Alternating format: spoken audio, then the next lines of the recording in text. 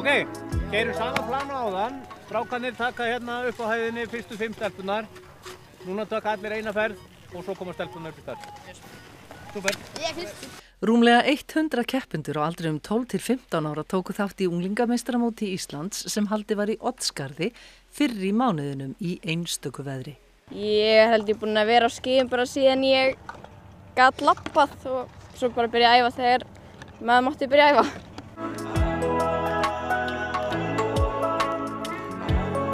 Mæta á æfingar og ákveðin og bara metnaður og alls konar sko.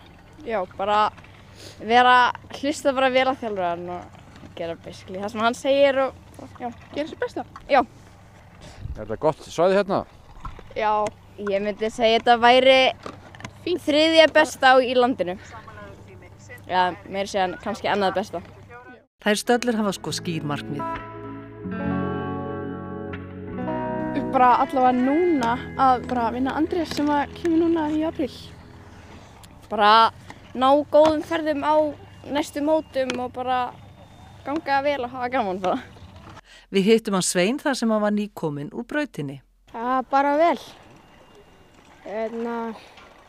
Ég átti bara góða ferðir.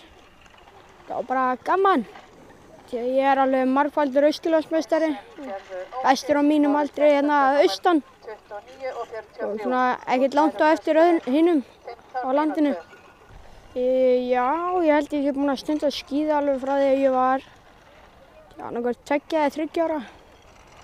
En er ekki hættulegt að renna sér svona hratt niður brekkurnar? Nei, það tóknaði einn í gær. Það var vinur minn.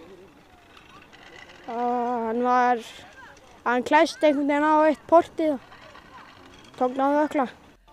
Undirbúningur fyrir Íslandsmóti hefur staðið yfir í hálft ár og þar koma foreldrar og sjálfboðaliðar sterkir inn. Þetta er alveg kjöraðstæði sem við erum að fá hérna og bara ótrúlega skemmtilegt.